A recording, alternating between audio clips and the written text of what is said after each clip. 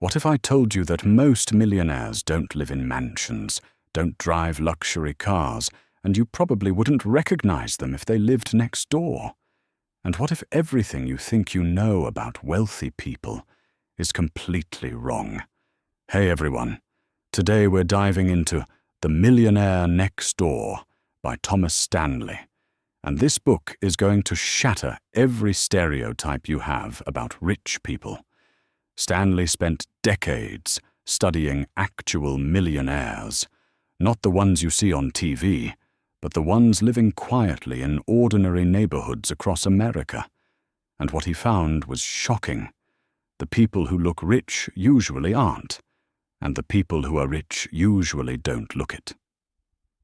This book reveals the real secrets of wealth building, based on data from thousands of actual millionaires. So if you want to know what wealthy people actually do with their money, how they think about spending, and why your neighbor might be richer than you think, this one's for you. Chapter 1. Wealth versus Income. The Great Deception. All right, let's start with the biggest misconception about wealth. Most people think being wealthy means having a high income. Stanley proves that's completely wrong. He introduces something called the wealth equation. It's not how much you make, it's how much you keep. Wealth equals income minus expenses, accumulated over time. Stanley found doctors and lawyers making $200,000 a year with no savings, while janitors and teachers were becoming millionaires. The difference? Spending habits. The high earners were trapped in what Stanley calls high-consumption lifestyles. The more they made, the more they spent. Bigger houses, fancier cars, private schools, country club memberships. Their expenses rose faster than their income. Meanwhile, the millionaires next door were living on a fraction of their income and investing the rest. They might make $80,000 a year, but they live on $40,000 and save $40,000. Here's the math that'll shock you. Someone making $50,000 who saves 20% will have more wealth after 30 years than someone making $150,000 who saves 5%. Stanley's research showed that most millionaires never made six figures in any single year. They became wealthy through consistent saving and investing over decades, not through high incomes. The lesson? Stop focusing on earning more and start focusing on keeping more. Income is what you see.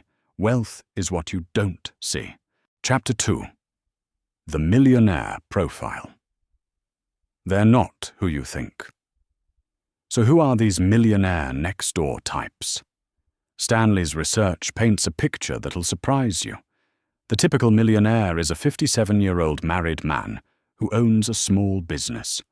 He's been married to the same woman for most of his adult life. He lives in a house worth less than $400,000, and he bought it over 20 years ago. He drives a used car, probably a Toyota or Ford that's at least 3 years old. He's never spent more than $400 on a suit or $140 on a pair of shoes. He shops at Sears, not Nordstrom. His kids go to public school, not private. He's never owned a boat. He doesn't belong to a country club. If you saw him at the grocery store, you'd never guess he was worth over $1 million. But here's what's really interesting. He's not cheap. He's strategic. He spends money on things that build wealth and saves money on things that don't. Stanley found that millionaires spend significantly more than average on financial planning, accounting services, and investment advice. They also spend more on tools and equipment for their businesses, but they spend way less on cars, clothes, watches, and other status symbols. They're not trying to look wealthy. They're trying to be wealthy.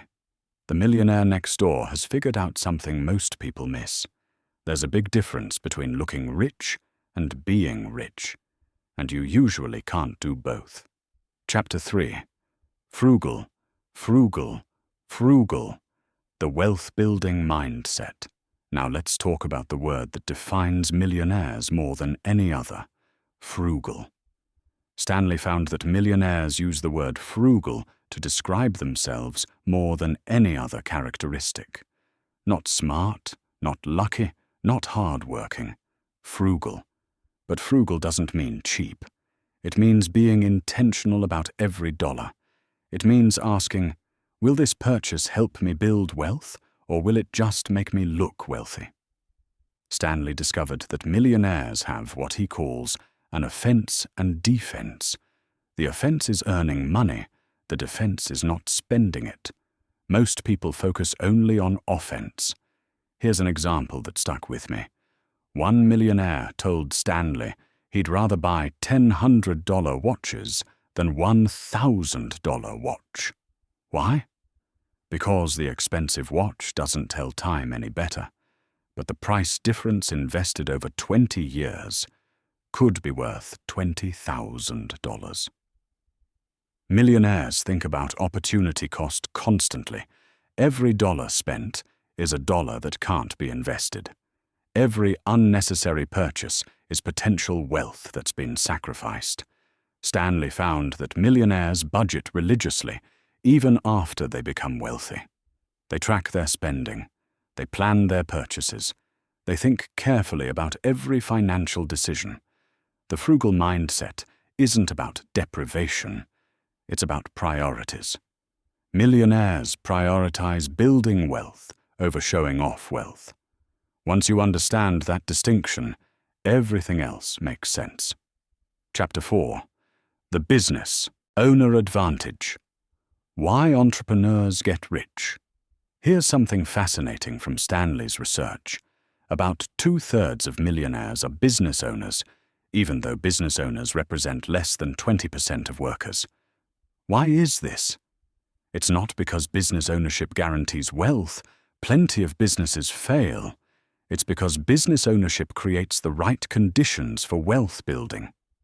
First, business owners control their income potential. An employee's salary is largely determined by their employer. A business owner's income is determined by their ability to create value. Second, business owners get tax advantages. They can deduct business expenses, depreciate equipment, and use strategies that aren't available to employees. Third, and this is crucial, business owners are forced to think like investors. They have to make decisions about cash flow, reinvestment, growth versus profitability. These skills translate directly to personal wealth building. But here's what Stanley found most interesting. Most millionaire business owners aren't in glamorous industries. They own dry cleaners, HVAC companies, small manufacturing businesses, accounting firms. They're in what Stanley calls dull normal businesses. Not sexy, not exciting, but profitable and stable. They found underserved niches and dominated them. The lesson isn't that everyone should start a business. The lesson is that wealthy people think like business owners, even if they're employees. They invest in themselves, they look for opportunities, they think long-term about building assets. Chapter 5. The Parenting Paradox. How not to raise poor kids. Now, here's where Stanley's research gets really uncomfortable. He found that many wealthy parents accidentally raise kids who never become wealthy themselves. It's called economic outpatient care, when parents provide too much financial support to adult children. And it's one of the biggest predictors of whether kids will build wealth or not. Stanley discovered that the more financial support parents give to adult children, the less those children save and invest on their own. The help actually hurts. Think about it logically. If you know your parents will bail you out, buy you a house, pay for your kids' education, what incentive do you have to be frugal? What reason do you have to build wealth? The Millionaire Next Door families handle this differently. They're generous with education. They'll pay for college, graduate school, professional training. But once their kids are adults, the financial support stops. Stanley found that the adult children of millionaires who receive no ongoing financial support are more likely to become millionaires themselves than those who receive regular help. The wealthy parents teach their kids the skills and mindset needed to build wealth, but they don't give them the wealth directly. They teach fishing instead of giving fish. This creates a paradox. The best thing wealthy parents can do for their kids is to not act wealthy around them. Teach frugality, not luxury.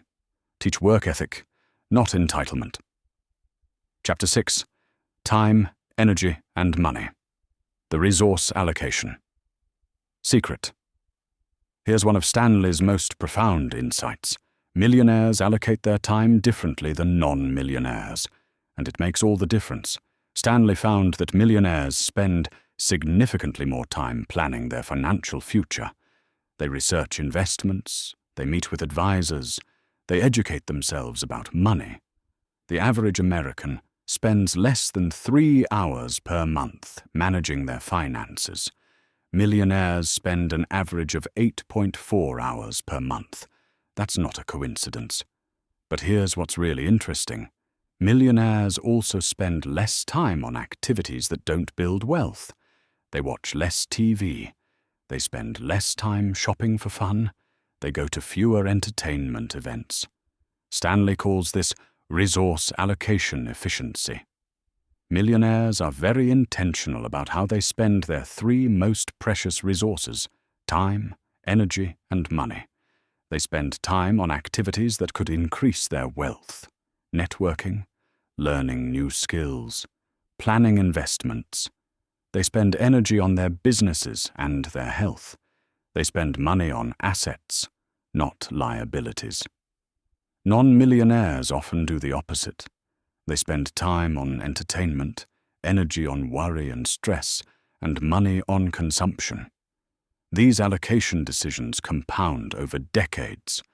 The lesson is powerful. You become what you spend your time thinking about.